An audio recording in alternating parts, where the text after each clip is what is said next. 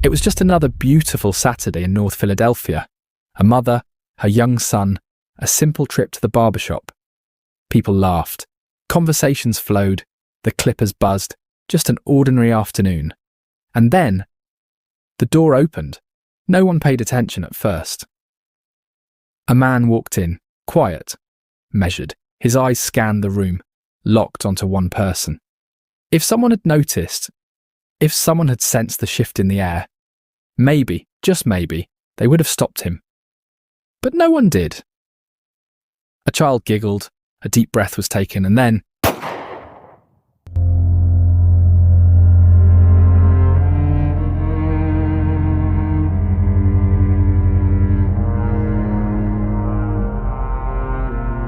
Tiffany Natifa Wade was never the type to wait for life to hand her opportunities. She went out and created them. Born and raised in Philadelphia, Tiffany had a drive that set her apart. She wasn't just a dreamer, she was a doer. She built her businesses from nothing, turning them into a thriving empire. A home care service, a wig and hair extension brand, influencing deals, multiple streams of income. She had built a life that many could only wish for. And she shared it all. Social media was her canvas, and Tiffany painted a picture of success, of luxury, of freedom. But what social media didn't show was what happened when the cameras weren't rolling. Because behind the filters and hashtags, Tiffany was about to step into the kind of love story that doesn't end in fairy tales. It ends in obsession. And then there was him, Arman Hilton. A man who at first glance seemed like everything Tiffany had been looking for. Handsome, charming, successful in his own right. The kind of man who didn't just talk about providing, he did it lavishly. He made sure Tiffany never had to reach for her wallet, never had to second guess his affection. From the moment they met, he swept her into a world where love meant luxury, where devotion came in the form of designer handbags and trips to paradise. And Tiffany, a woman who had spent her whole life grinding to make something of herself, finally felt like she had met a man who matched her ambition, who gave instead of just taking. But love, when given too quickly, too intensely, can sometimes be something else entirely. It didn't take long for Arman to prove his commitment, and unlike other men Tiffany had known before, he wasn't just whispering empty promises. He was making moves. One by one, he started buying properties, but not in his name. He put them in Tiffany's. It seemed like a grand gesture, a sign of trust, of love. But it wasn't just love, it was ownership. Arman wasn't just building a future with Tiffany. He was making sure that no matter what happened, he would always be tied to her. Tiffany, ever the independent woman, didn't see the trap being laid. She had never been the type to depend on a man. So to her, this was just another stepping stone toward a better life. Another part of her empire. But Arman, he saw things differently. The more she succeeded, the deeper his claws sank in. And that's the thing about men like Arman Hilton. They don't fall in love, they take ownership, they collect. And when their possessions slip away, they don't handle it well. As their relationship grew, little things started to change. Small at first, barely noticeable. But when you look back at stories like these are always the signs. Jealousy, possessiveness. Little questions that didn't seem like much, until they did. Who was that texting you? Why are you posting that online? Do you want people to think you're single? At first it felt like care, like attention. But in reality, it was the beginning of something much, much darker. With every business Tiffany built, every step forward she took, Arman's grip on her tightened. He wasn't just her boyfriend, he was in her financials, in her investments, in her home. If Tiffany ever wanted to leave, where would she even start? That was the plan all along. And then came the moment everything changed, because men like Arman, they can pretend to love you forever, until the day you decide to walk away. And Tiffany, she was about to make the worst mistake of her life. She was about to tell him it was over. And for a man like Arman Hilton, that wasn't an option. Hilton never expected to end up behind bars. He lived like he was untouchable. The money, the influence, the power he thought he had over Tiffany, none of it mattered when the handcuffs locked around his wrists. What sent him there? It wasn't a single mistake. It was a pattern, a life built on taking what he wanted without thinking about consequences. The official charges were serious: fraud, weapons possession, and assault. But those were just the crimes that stuck, the ones he couldn't slip away from. The truth ran much deeper. Before prison, Arman had a lifestyle built on risk, business dealings that weren't clean, money that didn't always come from legal places. And when things went south, violence followed. There was an incident, one that left a man in the hospital, barely clinging to life. A debt owed, a deal gone wrong. Arman was caught in the middle, and this time there was no escape. The trial was swift, the evidence stacked against him. Witnesses who refused to stay silent. The sentence handed down was longer than he expected, enough time to sit, to think, to let anger fester. Tiffany never visited him, never sent letters. She walked away from the life they once shared like it was nothing more than a bad memory. She had no reason to look back. But Arman never looked away. Prison wasn't just confinement for him, it was torture. The outside world kept moving, but he was stuck, trapped with nothing but time and regret. What made it worse? Tiffany was still living. She wasn't grieving his absence, she was thriving, expanding her business, traveling, making connections. Every post, every picture, every update she shared felt like another slap to his pride. She didn't just leave him behind, she erased him. Men like Arman don't accept being erased. That's when the calls started. At first he played it cool. The messages were casual, laced with nostalgia.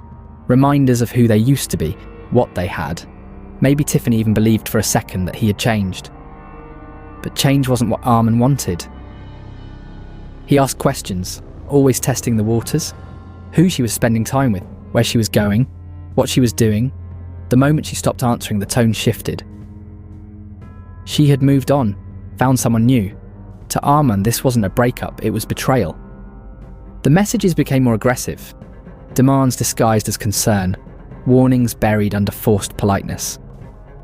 Tiffany didn't owe him anything. She ignored him, continued living her life, but silence only fueled his rage. Inside those prison walls, resentment grew. It burned away whatever was left of reason. She was slipping further out of his control, and he couldn't stop it. Then came the final blow, Tiffany's engagement. A single post, a diamond ring, a caption filled with happiness that didn't include him. That was the moment Arman made a decision. If Tiffany was moving forward, he would make sure she never got too far. The silence should have been a relief. The absence of calls, the disappearance of his name from her notifications. For the first time in years, Tiffany Wade felt free. She didn't have to explain herself to anyone. No more forced conversations, no more tension creeping through the phone. Arman was locked up, far away, a past mistake that no longer had control over her life. At least, that's what she believed. The first message came late at night. A simple sentence, no anger, no begging, no emotion at all. "We need to talk." Tiffany ignored it. There was nothing left to say. Whatever had existed between them had died long before Arman went to prison. The next message wasn't so calm. "You think you're funny, huh? Playing games? Keep it up, Tiff. You'll see what happens." She read it, paused for a moment, then blocked his number. Maybe she should have felt nervous. Maybe a part of her did. But she brushed it off. What could he do? He was in prison. Angry words on a screen didn't scare her. She had spent years with this man. She knew his moods, the way he liked to talk tough when he felt powerless. This was nothing more than an old habit, a desperate attempt to cling to something that no longer belonged to him. So she went to bed, slept soundly, believing the worst was already behind her. But Arman wasn't just sending empty threats. He was watching, planning, waiting. The next day, a different number popped up on her phone, an unfamiliar area code. She didn't recognise it, so she let it ring. No voicemail, no follow-up text. By lunchtime, there were 3 more missed calls, all from different numbers, each one from an area code linked to the same city, where Arman was serving time. She didn't block them, didn't even think too much about it. She had a life to live, a business to run, a future to focus on. But if she had known what was coming, maybe she would have answered. Maybe she would have heard the edge in his voice, the final warning before everything spiraled beyond her control. Days passed. The calls kept coming. Then the messages. "You need to listen to me, Tiff. I'm telling you for your own good." Then finally the words that should have made her stop in her tracks. "If you don't stop, I'll kill you." There it was. No disguises, no veiled warnings, just the truth, written out for her to see. A message Tiffany never took seriously. Maybe it was denial. Maybe she had spent so long under his control that she didn't believe he had any real power left. He was locked away hundreds of miles from her. She had moved on, found love again, started a life that had nothing to do with him. So she made a choice. She didn't report it, didn't call the police, didn't tell her family. Instead, she did the one thing Arman hated the most. She ignored him.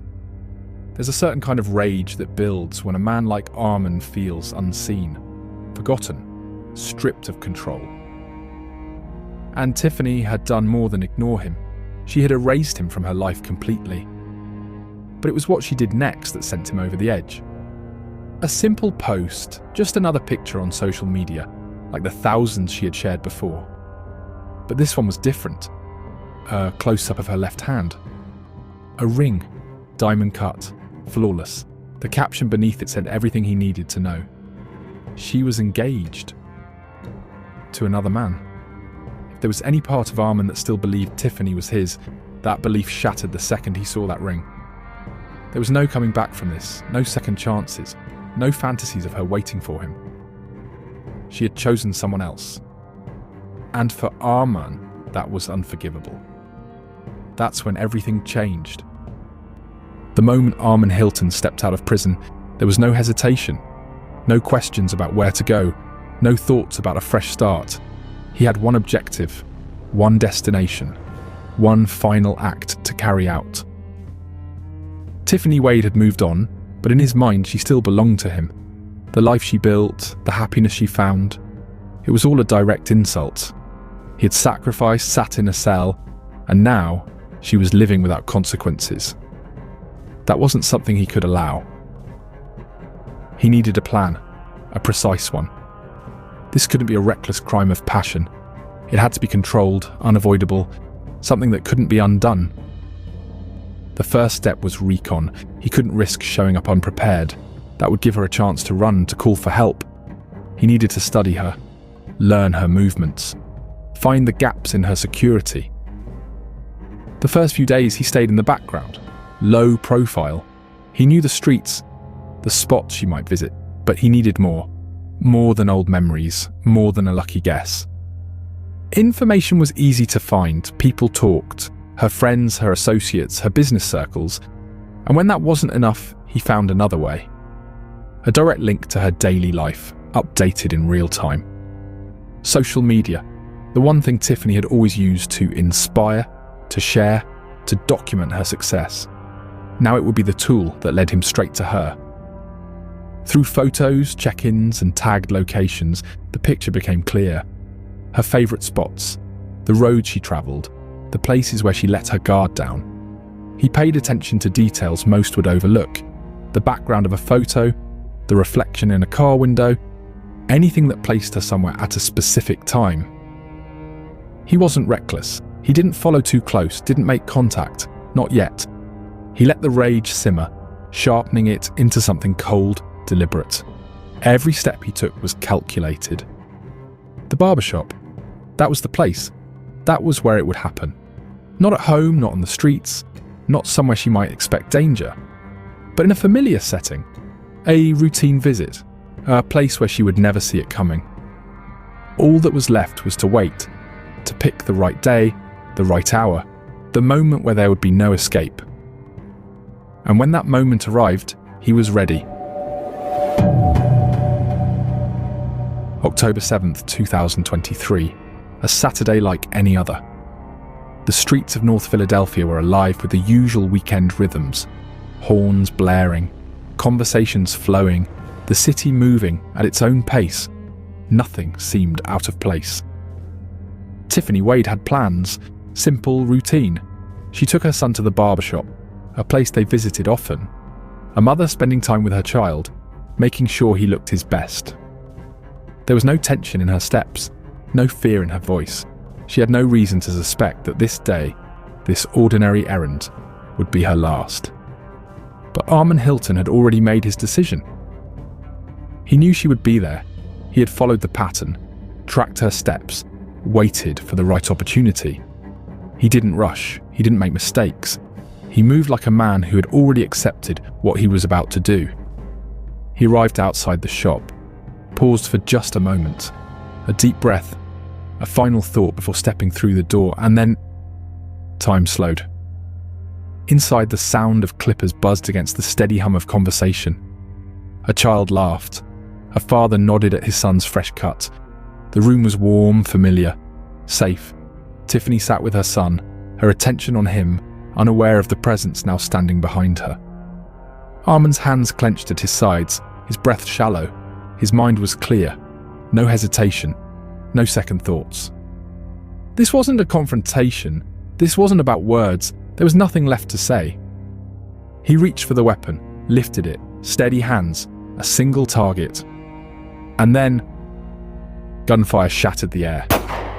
Panic erupted instantly. The sharp crack of the first shot sent people scrambling. Chairs toppled, screams filled the shop. A barber dove for cover, a child cried out. Chaos consumed the room in seconds. Tiffany didn't have time to scream, didn't have time to react. The impact sent her backward, her body hitting the ground.